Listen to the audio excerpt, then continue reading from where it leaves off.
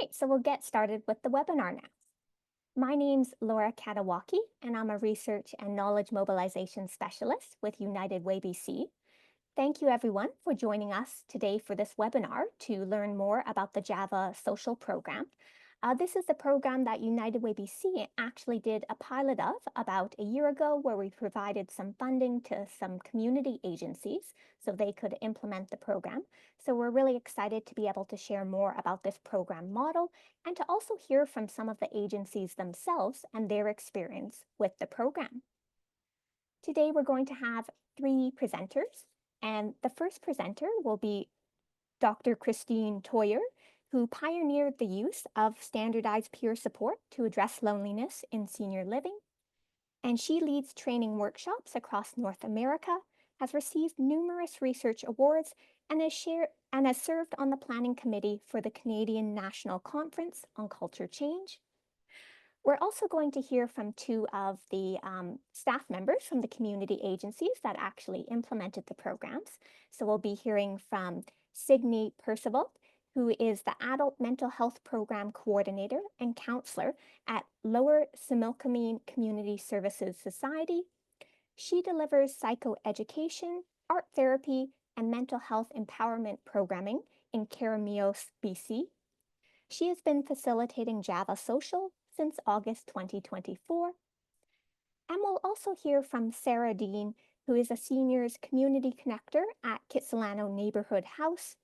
She holds a degree in psychology and is completing her master's in counseling.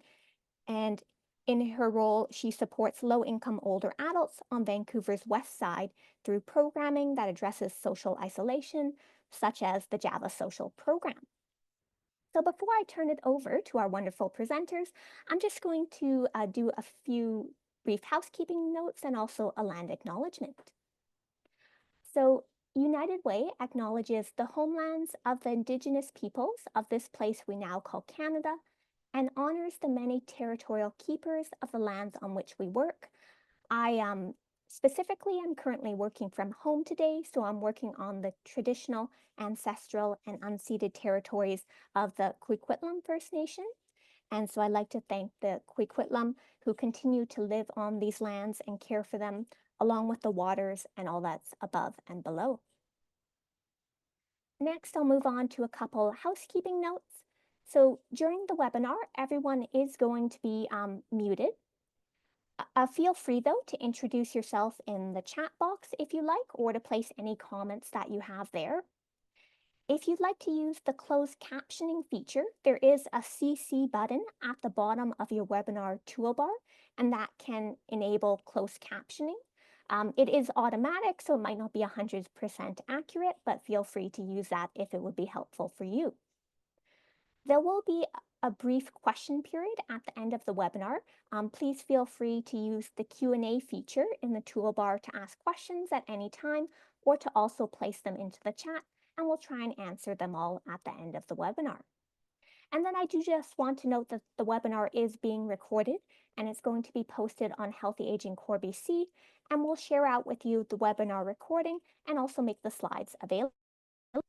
So now, without further ado, I'd like to turn it over to Christine and our other presenters. Thank you so much, Laura. Wonderful to see everybody here. Well, I can't see you, but it's wonderful to be here. I have the pleasure of co-presenting with Sarah and Signe, and I'm really pleased to be able to share with you this wonderful project that we did over the past year.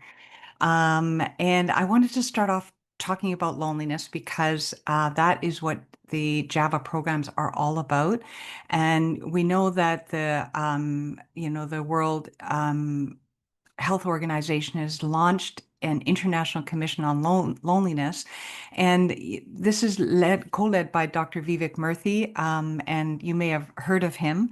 But he did a tour across the United States and interviewed people and went to talk to them and to find out what was really going on with their health. And what he said is he had no idea how much loneliness was out there. And he met this man, and I'll never forget this story, who said to him, "If I disappear tomorrow, no one will even notice." And I think, he said that just changed his life because he realized that amongst all the other concerns that they were focusing on, that loneliness was such a huge issue. And what we know about loneliness is that when you're lonely, there's all kinds of things that go with it, aside from it being a distressing place to be, to feel like I don't belong here. We're learning that people who are lonely are more likely to have a stroke, they're more likely to fall, they're more likely, to get addicted. They're more likely to get dementia if they don't have dementia. You're more likely to get cancer if you're lonely. So we're learning there's just a growing body of research that's teaching us that loneliness is huge. And if we solve loneliness, we solve a whole host of other issues at the same time. So that's why it's so important that we don't just keep, because we talk about loneliness a lot, but to actually find some solutions that are real, that are evidence-based, that have an impact is really important. So that's what this webinar is about. And so I talk about peer support because I've had a personal experience with peer support, and I can tell you that there's nothing like it. If you've never been in a peer support group, it's hard to describe how magnificent it is to sit with people who are going through what you're going through. You build friendships that way. It gets, we share wisdom. Most of all, it's the friendships though, because really the only solution to loneliness is to make a friend.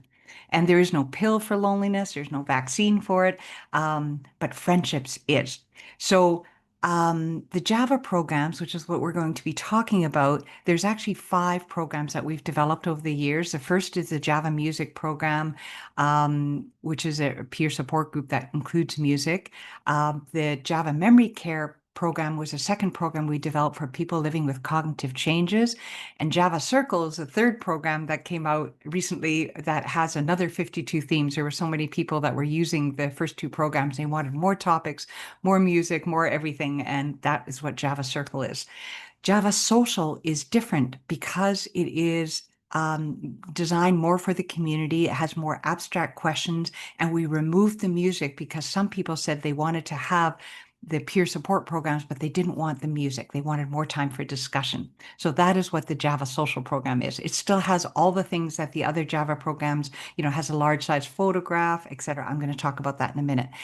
And then the 5th program is called Java Mentors, and that is an outreach program. So that's when a group of people get together, talk about who is lonely and isolated in our community, and how can we reach out to them. And then they go and visit rather than individually go in pairs. So 2 people go to visit one person, and we found that really increases people's confidence. And we've had all kinds of amazing outcomes of that, including reductions in loneliness and depression, and a 60% increase in people getting engaged in programs. So Java Social is a weekly structured peer support program, and it is comes with emotion-based discussion topics. I'm going to talk about that more. And all of that promotes sharing and friendships. So why is it unique? Because peer support groups have been around for quite a while, and many are offered already in different ways. But Java Social is unique because, first of all, it is not focused on a condition or illness. So there's no associated, so it lowers the barrier to entry. So when people say, what's Java Social? You say, well, we just get together, we talk, we share, come and join us. So the other reason why it is unique is because it is ongoing. Most support groups last 6 to 12 weeks. They often have education. They're really important and excellent programs, but they end just when friendships are starting to develop, just when people are starting to feel close, the program is over. So Java Social is unique because it's just ongoing. There's 52 themes, etc. with it. And so you can just go on and on with it.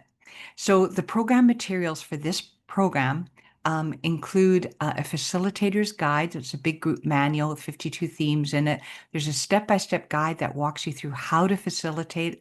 There's all kinds of tips and tricks like group icebreakers and group energizers that we give you that you can use as needed.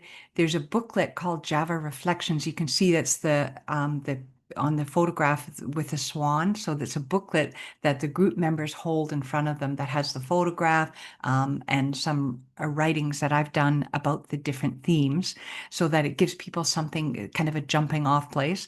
There's Java journals, and those are for that once people have been coming to the group for a while, they can take a journal home with them if they want. It's optional, they don't have to.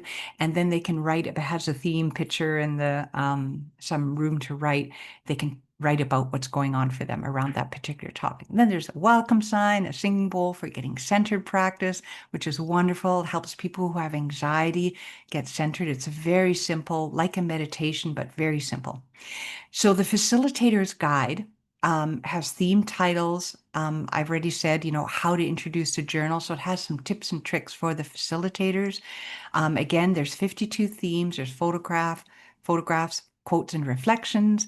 And each theme has 3 questions and prompts underneath it. So if people run out of things to say, there's lots of things to ask them. The Java Reflections, the booklet that I talked about, are reflections that I've written, and they're a jumping off point again for discussion for the support groups. And we talk about that these reflections may not be the same as your understanding of this topic, but it gives you some food for thought. The journal is really a wonderful way to get people to write about what's going on. And we know from the research that writing about things that are going on for you is so healing. There's all kinds of evidence now about that. And it's introduced after 4 sessions. And the facilitator uses the topic writing and healing, which is one of the 52 themes. And then they're given to group members who express interest, who want to take the journal home with them. So this is a picture actually of the Java journal on the inside. So you can kind of see what it looks like. You can see there's a little writing about this topic. This one example is being of service. And there's a quote there. And then there's some questions for them to reflect on. What does being of service mean to you? What are your gifts, etc. So the way Java Social works is, as we said earlier, it's a weekly 1-hour peer support program. So we find somewhere in your calendar to have this program. It's led by your staff, so nobody comes in to do it for you. It's led by your staff. There's a 1.5 hour, so an hour and a half training that we provide via Zoom. So it's really simple and easy to learn how to facilitate the program.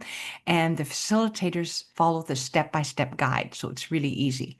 So here's a photograph of a Java Social program. This is actually in Vancouver at the West End Seniors Network. And you can see you can have anywhere from 8 to 12 members average. It varies. Some groups are bigger. I know at the Gordon Neighborhood House, they have a big group of about 15 to 20 people, but it's a little more comfortable with 8 to 12. It's 1 hour, training is provided, and you follow a step-by-step guide. So that's the kind of the ideal setup of the group. So the step-by-step guide is really good because it has an introduction that's written out. It shows you step-by-step what to do. Do this first, then do this. There's some flexibility in there. And, Sarah and Signe will talk about that maybe. But generally speaking, this is a good way to do it, that we found that works. We've revamped the program many times. So here are the group guidelines. So we encourage people to read that at every session, that we keep things confidential. We keep our sharing to a few minutes. Number 3 is really important. We avoid controversy and discussion of political or religious causes. That's for obvious reasons. It's not that people don't have religious causes at heart, but that we leave that at the door so that we're not trying to influence other people. We do our best not to interrupt or give advice. That's tricky. And we have one guiding principle, and that is loving kindness. So that the getting center practice is very simple. Rather than comes with a singing bowl, and rather than using it as a singing bowl, we use it like a gong. So somebody plays it 3 times gently, and it just helps people. They take a deep breath in and breathe out. And then it just helps people get centered and present. This is the topic Choosing Joy. As you can see, it comes with a photograph, and there's quotes. This is an example from Choosing Joy. One of the group members will read that out. They can pick. There's several quotes to choose from, and they can pick. And it's the same with the beginning, who chooses a topic. I really encourage the group members to pick the topic. So you can offer them the topics, and they pick one that is meaningful to them. So then there's the questions. Each question has a prompt. under some prompts underneath it, but you can see under choosing joy, what does joy mean to you? It's such a beautiful question. Brings up all kinds of discussion. What would add more joy to your life? Those kind of questions. And then the third question is always about how you can help others. What could you do to bring joy to another? And the reason we do that is because helping others has such a host of mental and physical benefits, builds meaningful relationships, reduces depression, etc. So it's a really good way to get people engaged. The Java Reflections, again, is something that's simple that somebody will read out. I know I'm conscious of the time here, so I'm going to skip along here. People share on the photo. Some point during the group, you would say, we're going to take a pause now from the sharing, take a look. What do you see going on in this picture? And, you can have 5 people share about this particular photo and get 5 different answers. But it's a great photo. It's intriguing. And then we end with somebody sharing about gratitude. Can you name one thing you're grateful for and why? And then we invite a guest for next week. So is there someone you could invite from your community? So we're doing kind of like a mentoring, reaching out into others who could join us next week as a guest, perhaps somebody you know. And there's printed invites that you can keep with you as a facilitator, and then people can take it with them. So, and then there's our closing affirmation, again, with a singing bowl that we use as a gong. And then that's it. So, I just want to mention that the program is really fun. It has a very serious intent underneath it, but it's really fun. Like, this is the photograph. I can't even remember what the topic is, but I think it's having fun. I can't remember. Sarah might know her, Signe. So that's that. So I'm going to move on now to let Sarah from Kitsilano Neighborhood House share a little bit. This is a photograph of their place, although the senior center is the next place, and she can share a little bit about that. So over to you, Sarah. All right. Hi, everyone, and thank you for being here and for giving me the chance to talk about something that I care so deeply about, which is the Java Social program at Kids House. I can go to the next slide if you'd like. Why the Java Social, actually. Go back, sorry. Thank you. So why the Java Social? So when I first agreed to facilitate the Java Social, I thought that it would just be another meaningful addition to our seniors programs at Kids House, but it turned out to be so much more, both for our participants and for myself. So each week I get to watch a room full of people, many of whom started as strangers, slowly transform into just a true community. So real friendships have blossomed, trust has taken root, conversations that began with very polite small talk have grown into thoughtful explorations of life, purpose, and sometimes even the meaning of why the coffee is so strong. Because I admit I am a little heavy-handed with the grounds, but I do like to keep everyone awake, alert, and also grounded themselves, pun intended. So what has formed is such a beautiful, true community of different-minded individuals who are all able to come together and engage in a perspective-shifting yet respectful dialogue. So the power of the welcoming atmosphere. So I make sure that there's always coffee, as I mentioned, snacks, not just to bribe them into coming back, although let's be honest, that really does help, but because those small gestures truly matter. It's not just about feeding people, it's about saying, you're welcome here, you matter, and I care. So one of my participants summed it up perfectly. She said, I have enjoyed being a part of the program from the beginning. I like the social connection and the warm, welcoming atmosphere. And that's exactly what I tried to cultivate, a space that feels warm, safe, and genuinely inviting. But connection doesn't happen just because we put people in a room with coffee and hope for the best. It requires intention, it requires active listening, and it requires group facilitation skills. And as a facilitator, it also requires being open to hearing and applying any feedback from those participants so that the program grows in line with their needs. So all of this, of course, requires trust, which is built naturally over time. So this is what I love about the Java Social. It strikes this beautiful balance between structure and flexibility. There's enough framework to give people confidence in the process, but enough freedom to let authentic, sometimes messy, but always meaningful and thought-provoking conversations to naturally unfold. So a different volunteer each week from the group chooses 2 topics, and then we vote, with the majority winning the favorite of the 2. I do love those moments when what the people share naturally aligns with the themes that we've read in the Reflections book. It's as if the program sometimes knows us better than we know ourselves, which speaks to how well designed this program really is. Another participant said, I have enjoyed meeting new people and learning varying viewpoints. So that gives you a firsthand example of how the inputs of varying experiences of people from diverse backgrounds can offer a new viewpoint or perspective towards a specific theme or topic, and that can be a transformational experience. We'll go next slide, Taylor. It's also amazing to see people show so much genuine curiosity about others' experiences. And even when opinions differ, there's this unspoken agreement that we're here to understand and expand our perspectives, not to win an argument or always be right. And I think that's something that the world could really use a lot more of. And that being said, not everyone starts off sold on that idea. One participant, who is now a group regular, was very skeptical at first, and he told me, I didn't attend the first number of sessions because I was not used to concentrating on my own feelings and emotions. It seemed self-indulgent. But I went from being cynical about the program to it being one of the highlights of my week. And I love that honesty. And honestly, I think a little healthy skepticism is good. It helps to keep us real. But what I found is that once people give it a chance, they realize how rare and valuable it is to have a space to reflect, to share, and to be heard without judgment. So a home away from home. Yeah, I always work hard to make sure that everyone has a role, even small, simple tasks, the ringing of the bell, reading the guidelines. It can all be very meaningful. For some, it's the gentle first step from sitting silently on the edge of the group to sharing their own stories and insights. And it might seem minor, but it's huge. One participant described this beautifully, saying, it's exactly what I was looking for to give me connection, peace, and happiness. This place is like a home away from home. It truly touched my heart. That's the goal, not just to run the program, but to build an emotional home where people feel like they truly belong. Yeah, you can go next.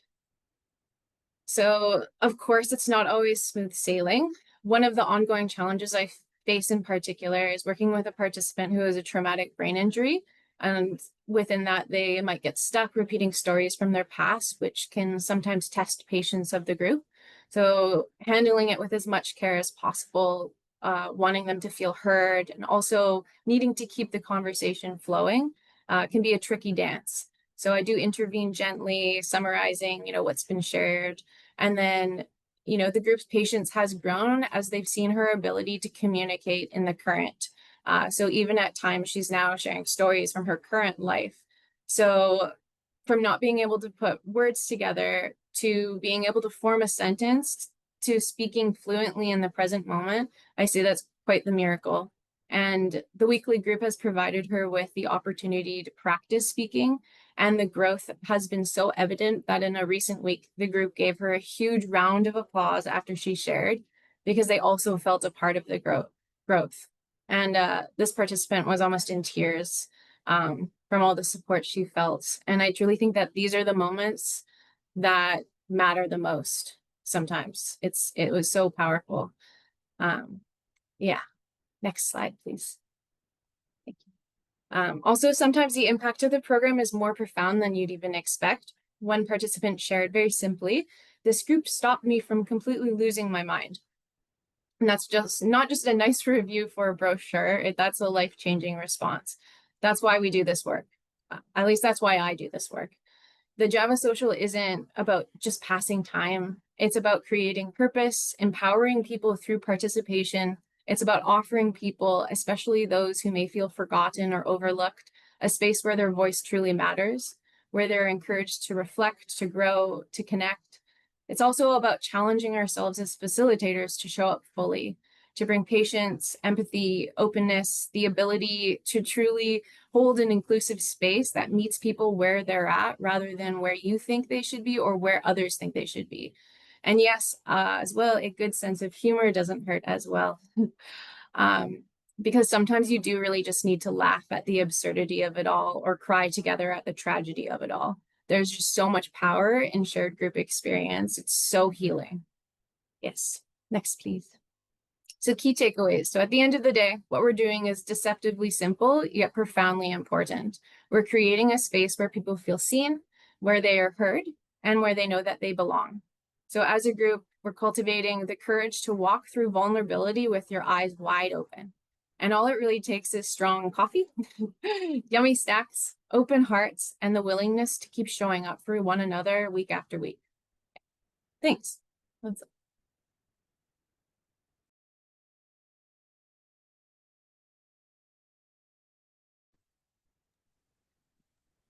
Oh, you're muted, Christine.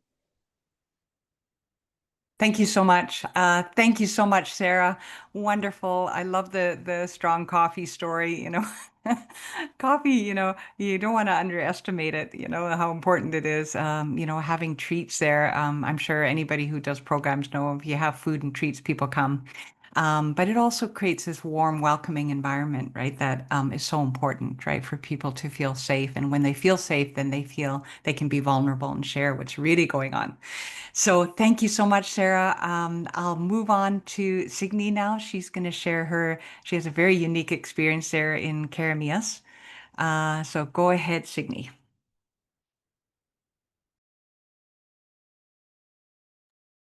Hello. Thank you for that, Christine. I have been booted off and on this whole time, so I hope that this is going to go okay. But I'm coming to you from Keremeos at the Lower Similkameen Community Services Society. We're a nonprofit organization located in the Similkameen Valley. We're serving Keremeos, Costin, Olalla, and Hedley. And this is the unceded traditional land of the Syilx people. So among the many programs here, we're offering several senior services, including the adult mental health program that's funded by by Interior Health, and it's intended to offer low barrier mental health and social activities for people of all ages. So we introduced the Java Social in August of 2024. It was a collaborative project between my own adult mental health program and some of our seniors housing facilities, and we have a senior services program as well. We were awarded the United Way grant, affording us this complete set of materials and the training and the ongoing support sessions. So participants have shared that they are really enjoying these deep conversations. They are saying that the topics are really interesting and they go a lot deeper and broader. We've had lots of really interesting conversations about self-worth and belonging and relationships and mental health and hope. And all of this is included in the package material, but it goes a lot further beyond that. We've had a few varying vibes to our sessions. Some of them have been tearful, some of them have been hilarious. We've had people share deep things about their lives. So it's gone really far into creating a dynamic within this group and within this community that we have here. Next slide, please. Can we go to the next? There we go. So the testimonials there, a lot of people have said that the way the group is run is good for a shy person, someone who needs a facilitated conversation or who isn't really good at small talk, and they're more interested in coming and talking about the big picture, the big topics, and the facilitated conversation is great for that. We have lots of people saying that they have taken away so much from our discussions and thinking about it on their own in between, doing some personal growth, or talking about it with their own therapist or their own family or their own friends afterwards, and then coming back with even more or deeper layers or something to the topics that we've talked about. Some of our participants are saying that because of the way it's structured, it's creating a feeling of safety, that they are comfortable with the people that around the table there or the regulars that are coming. They're comfortable with how they know the program is going to go and how their experience is going to be each time, which is lovely. And I'm really happy that people have given me such great feedback. We've had some people say that they are relying on the weekly meetings and weekly face-to-face with, with this friendly and cohesive group that we've got now. Next slide, please.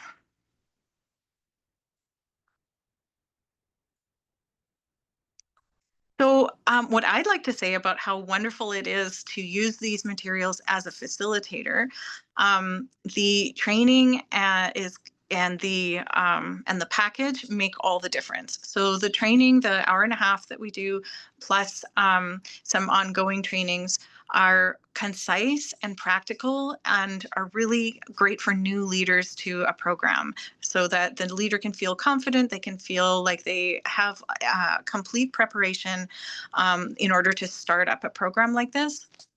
One of the great things for me personally about running this or integrating it into my schedule is that the materials in the program are everything that I need to make the meetings go smoothly. So it takes virtually no prep for me and no time or money ongoing for me to be able to continue this to continue facilitating this program.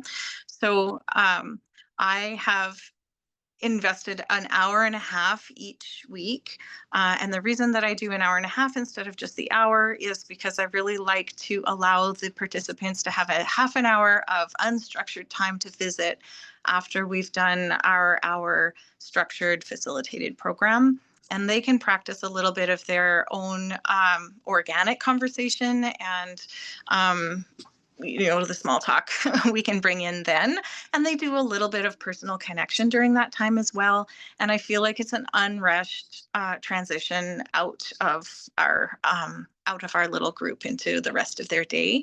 However, the 1 hour is absolutely enough time to be able to do it. So that has been great. All of the materials are complete and really deep. I love Christine's reflection section, and we always say to each other, like, I wonder what Christine has to say about this thing.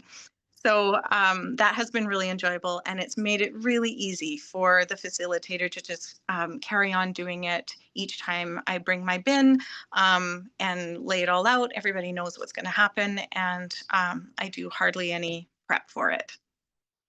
Next slide, please. Thank you. Oh, yeah. So we have had some challenges. One of the challenges in our small rural town here is transportation, of course. So that has led to isolation, low attendance. It is difficult for people to get out and about. It's difficult for people to come when they don't have access to that transportation. One of the ways that we've addressed that is the rotating locations. So we have 2 seniors facilities, and we are doing 1 session at one of those, 1 session at the next one. We also have a residential and office facility. We do the 3rd one, and the 4th one is at a rec center. So every 4 weeks, we'll be back at that same location. We've done this so that hopefully people can attend when it's in the building that they live or in a building that is near to their home. So we've sort of spread them out around our little area here. And we do have some clients that only show up to the meetings that are in the building where their residence is. And then we have some other clients who are showing up and traveling around to each one all every week. So it's lovely to see kind of a different mix each week, depending on where we're going to be. We have had some low turnout. That is a notorious issue in this rural area. One way that we've addressed that is that we send out the list of where all the locations are going to be on what dates in the calendar. I have a list that I give to clients. We do some inviting. We also put it out on Facebook, a reminder that where we're going to be and at what time. And we try to continue to promote and remind everybody that this is happening and that they can come. It's a drop-in program that anyone can show up to. And then the political anxiety. So recent political events in North America have been difficult for Canadians. We've had an election. We've had some US politics that have affected mental well-being here in Canada as well. And so that did keep coming up. It was one of the things that I brought to the ongoing support meetings with Dorcas and Christine, and I was really impressed with the response that I got from them. They were very supportive there. They had great suggestions for how to navigate those conversations that can be really difficult while still staying aside from political and religious context when we're having our discussions. But we did really want to acknowledge and address that people's well-being is being affected, and how we can be supportive and how we can lead that conversation that is satisfying while still staying away from the danger of it. So that was great, and I thank you both for that. And I have one little story. Can I see the next slide, please? Thank you. So one of our attendees during one of our sessions mentioned while we were talking about what's funny or what people enjoy, she mentioned that she had read somewhere that some communities had started what she called laughing clubs, and the group would get together just to laugh for, I don't know how long she thought that they were laughing, and it sounded like a funny idea. And so we said, well, why don't we start it right now? And we'll just try it. I suggested everybody, we're going to laugh for 10 seconds. It was sort of a 1, 2, 3 laugh. And I thought that it would be really awkward and we'd be like pretending to laugh for 10 seconds and how that would go, but we gave it a shot anyway. And it turned out that it was not awkward at all. It was hilarious. I thought we'd be pretending to laugh, but it turns out we were authentically laughing. One of the people's laugh was really funny. One of the people had a great expression on their face, and it just continued. We laughed authentically for way longer than our 10 seconds. So that turned out really fun, and it was kind of an impromptu thing that just turned out really well that one time. But I think that it was afforded because of the way our structure was set up and the way that we had been getting to know each other, and how the people have been really enjoying coming and doing what we do and feeling safe to talk about things like that and try something new that we never would have tried before. So that was a really fun one. Thank you for listening. It's really nice to be here. Thanks, Christine. Thank you so much, Signe. Oh my goodness, I love that the story. I was intrigued by what you called the laughing club, and I thought, oh my God, we could all use more of that, right? So wonderful. So, oh my goodness, so many thoughts came to mind. I wanted to also say that our training and support specialist, Dorcas Mendes, is here. And so if you have any questions, she'll be happy to chime in, and she can put things in the chat window too. But I see that there's some questions already. Laura, did you want to say anything first? Yeah, so we're happy to take questions from the audience, and I do see there's already one in the Q&A box, so feel free to put in more questions in the Q&A or the chat. Before we do go to the questions, though, I think one of the questions that probably a lot of you do have is, how do I access this program then if you're interested in it? So I did want to note that United Way BC had previously done a pilot where we were able to provide some funding to agencies to actually purchase and implement the program. Unfortunately, we're not going to have another round of pilot funding for Java Social. However, if you are a healthy aging funded program, such as Better at Home, TAP, social prescribing, etc., and you feel that this program would be a good fit for your community and your program, then if you're interested, you can consider using a portion of your program budget in order to purchase the program and implement it. So that certainly would be one way that you can consider if you're a healthy aging program and it would align with what you're currently doing. Christine also is able to share some insights about how to access the program. So I'll turn it over to Christine, and then we can go to some other questions. Sure. Yeah. Thank you so much, Laura. Yeah, so there are other grants. I know I'm sure a lot of you are familiar with New Horizons for Seniors, and I know that many of you use that already for other things, but that is an option that is closing on September 17th, so that you have to hop to it. We've written most of the grant application for you, so if you're interested in that, please just reach out to us. And Dorcas, I know, has put her email there. You can email her or me. The other grant that is available right now is the RTO-ERO, which is a federal funding. It's called the Foundation Grant, the RTO-ERO Foundation Grant. And that is a federal program grant that is available between 20 and 50,000.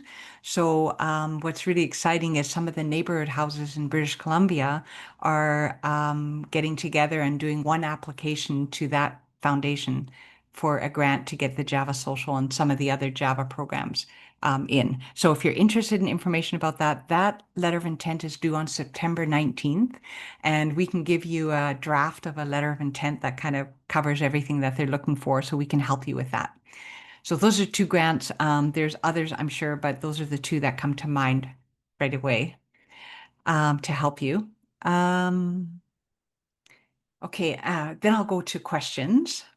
Make sure I don't want to miss it. So Jan wrote, how do you get people to come for the first time? Such a good question. Where do they come from? And I know that Sarah and Signe put up posters, right, in your center. Um, and any other suggestions you have? How did you get people to come for the first time, aside from really strong coffee? I can share. Yeah, for me, it's the posters. I was doing the majority of a lot of the programming at the time when we first opened the Java Social at Kids House as well. So being within the community of older adults already within programs, I was promoting it there as well. I was also putting it in the newsletter and sending it out to all of the Kitsilano community. Yeah, just spreading the words. The part about asking the participants to bring a friend was also a great hit, because a lot of people started to bring their friends as well. And it seems like when people came once, they would continue to come. So yeah, it just kept growing. And now we have like 15 to 20 solid people who are consistently coming each week. Yeah, so that's how it, and also, yeah, getting people to come, the snacks and the coffee, of course. Yeah. And I see that Jason also has a question about what types of snacks. So I actually, as an icebreaker, occasionally go around and ask what desserts or types of snacks people like.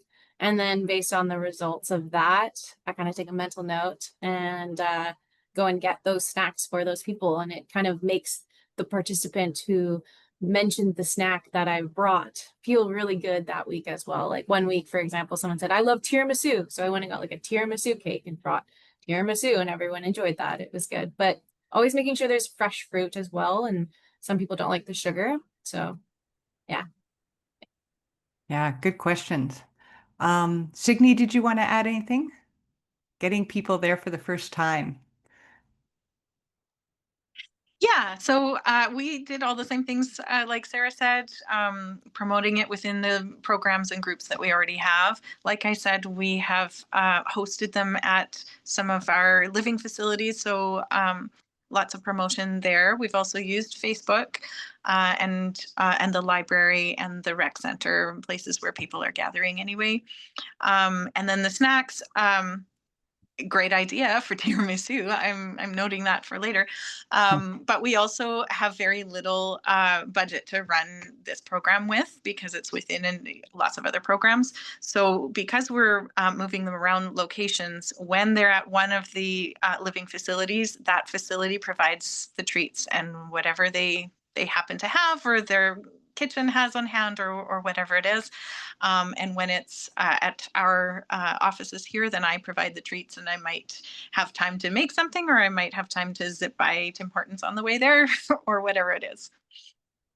Yeah, that's great. Thank you so much, Signy. And I know that what I found too when I'm facilitating these programs is once you might start with a small group of just a few people, but then inviting them to ask someone to invite, like using that invite that you can print out and say, like when they go back to the buildings that they live in, who could you invite? Like, oh, Mary, who lives down the hall from me, could really use, and there's nothing like when a friend asks you to go to something, you're much more likely to go to it than if you get an expert, telling you, like your doctor or someone says you ought to get out more, it's having a friend invite you. So that, and that's a form of peer support and peer mentoring is to, encourage them to reach out to others. It's very fulfilling for them as well. Yes, as you said, the doctors part, I also wanted to mention Pathways, like promoting it on Pathways. It's like an online database that a lot of doctors use. And so if they have a person who comes with isolation, they can look it up and it might show up for them. And that could be a way for them to find it as well. Yeah, that's great. Thank you so much, Sarah. Okay, other questions. How to market description. People are embarrassed about being lonely. Yes, Patty, thank you for saying that. That's why we didn't call it a psychosocial therapeutic non-pharmacological peer support group because nobody would come, and like I said before, there's a lot of peer support groups, but they're affiliated with something, and so people don't. So we didn't want to call it a Lonely Hearts Club, group. We wanted to just call it Java Social, which is such a simple and easy way to describe it. And Java just stands for coffee, so it helps people to say, oh, okay, it's innocuous enough for them to check it out, non-threatening enough for them to come for the first time, and always emphasize the treats, of course. So, yeah, so and people know who's lonely. That's, so people don't want to say they're lonely, but their neighbors know. Like I know neighbors of mine in the building I live in that are lonely, and so I really go out of my way to connect with them. So, great questions. Okay, I'm just scrolling down here for more. Okay, is it done as a drop? Sharon is asking, is it done as a drop-in program? What do you do in terms of the books? Okay, I'm not quite sure. You mean, are your programs drop-in programs, Sarah and Signy? Can anyone come? People can come. I do have a registration list though, just because it might get too big. And we have such a a space that has a certain amount of people who can come. But yeah, I do have a registration list. But if someone, I just say reach out to me if you're interested in coming, and then I'm always like, yeah, sure. Yeah, nice to keep it open, right? Signy? Yeah, ours is drop in. We've had some events where there's lots more people than others, and we luckily have the space at each of our locations if extras come. The books, you may be talking about the reflection books or the reflection journals. So our kit came, I think, with 10 of the books, and people can share those ones or take turns with them or whatever, and it's never been a problem. We collect them at the end of each one of the sessions, so I always have the same number. And then we also have some of the journals. Because we were at 4 different locations, I asked for some extras, and so we have enough to a few left to be able to give to people when they come. And we usually wait until they've been 3 or 4 times, and then we ask if they'd like to have the journal to keep up at home with. And I have some of the participants that bring that journal with them every single time, and they're making notes in it every single time. They're making the dates on there. They have written questions that they want to ask the next time. And then I have some people who I think just keep them at home and use them at home. So yeah, those have been great. Yeah, and you can always purchase more journals and more of the reflection booklets if your groups get big or you lose them. But you can also, like for the journals, you can just go to a dollar store and get some blank little journal booklets, right? And use those. They're not as fancy looking, but they still will serve. So you have an option if you don't have a budget to buy more journals. Okay, want to make sure I don't miss any questions. Okay, what kind of snacks, coffee do people like? The cost of the program, Trevor, thank you. Who doesn't love tiramisu? That's great.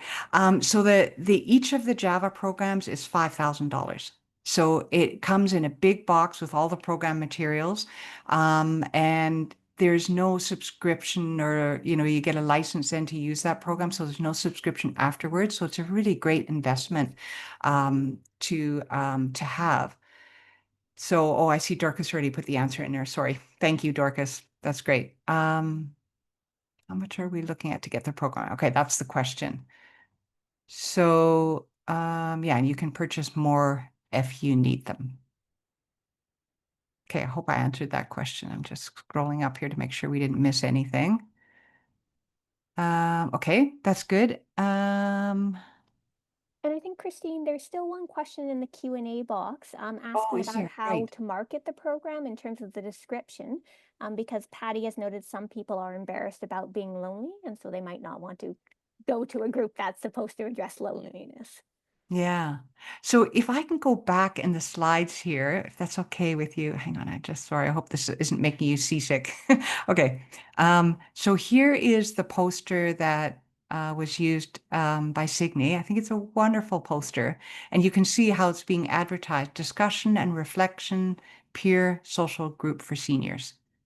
That's what I think is nice. It's really simple, inviting, everyone is welcome to attend, that kind of a thing. So I think just discussion and reflection, that is the good thing. You say, what do you do there? We discuss, we talk about different topics. That's it. The simpler, the better.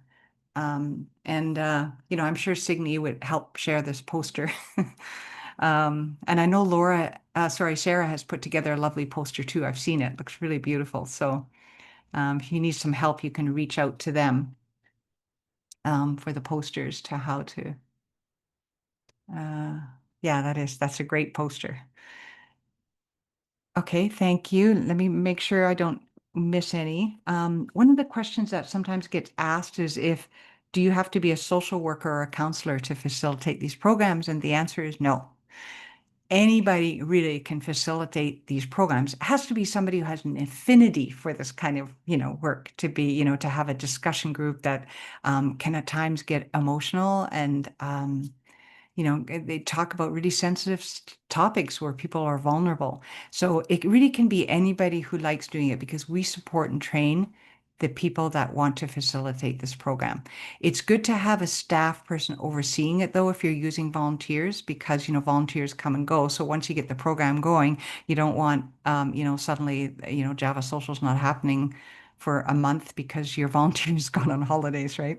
So it's really good to have some kind of stability there because people really, what I found in my experience is that people get very emotionally dependent on the group and coming there every week. So it's really important to find a way to keep it continuing on in a stable way.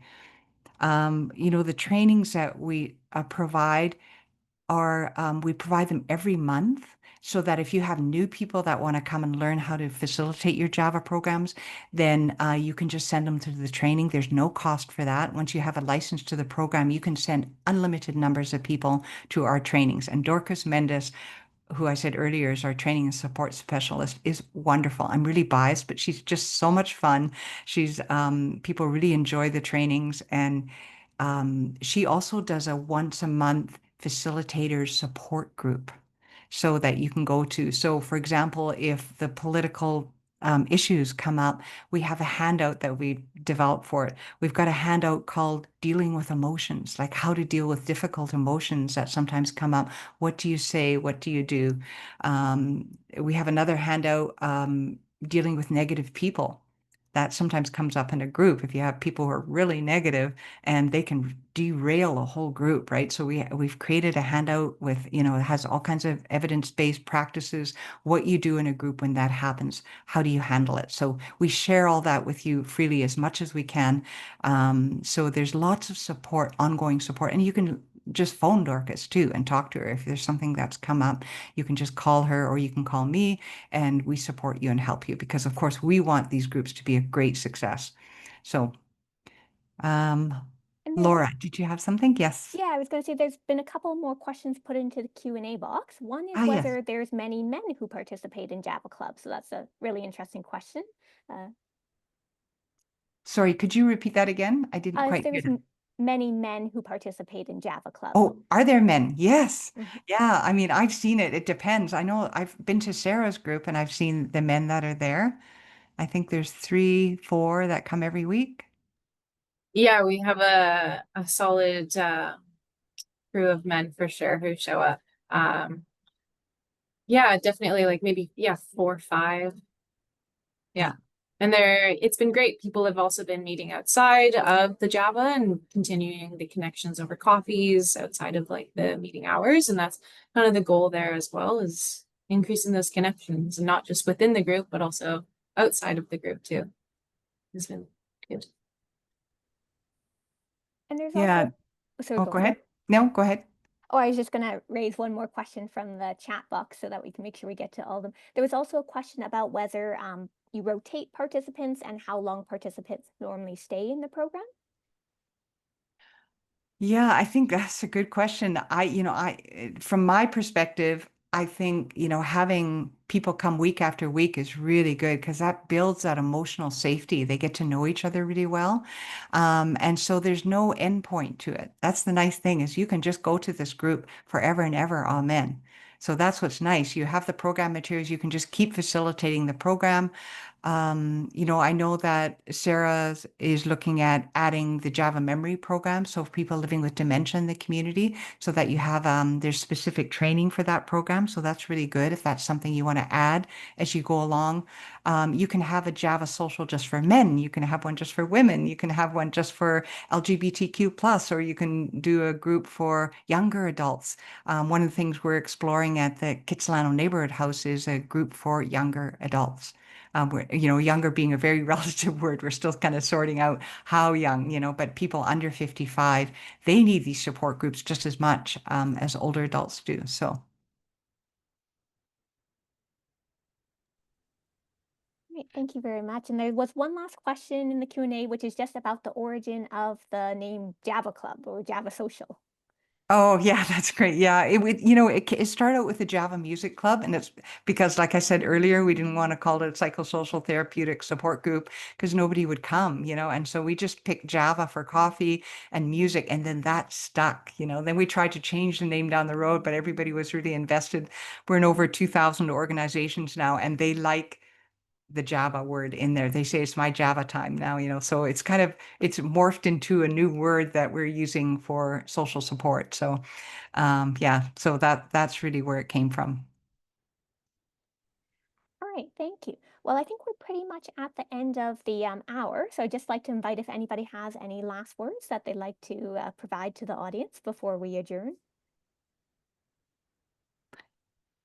Yeah, I just want to say also that some of the sites from the United Way grant from last year, we're using Java Social as a caregiver support group. So you can do that too, because it helps caregivers who typically when they come to a support group, they end up talking about their loved one and all the problems and the challenges that they have with it. So Java Social is different because it encourages them to talk about themselves, what's going on for them. So it's a really wonderful way to have a peer support group for caregivers. You can use this program for that. All right, great. Thank you. And any last words, Sarah or Signe? We've covered it all. Thank you for having me. Nice to be here. Yes, thanks for having me as well. It was such a great time. Great. Well, I'd like to thank our 3 presenters for sharing their insights into this great program, Java Social. We will be sharing out the recording with the participants, so if you'd like to look at it again, you'll be able to do that. And we'll also share out the slide deck as well. The contact information is in the slide deck, so if you do want to reach out to Christine, Sarah, or Signe, and then I also see Dorcas has also put her email address in the chat as well. Please feel free to follow up, and I'll send out the emails in the follow-up message we send as well. So if you have any further questions, you can get in touch with them. And I think then we are done. So in that case, just thank you so much for coming, everyone. And thank you for the wonderful presentation, Christine, Sarah, and Signe. Thank you so much, Laura. It was a pleasure to see everybody here. Have a great day, everyone. Take care.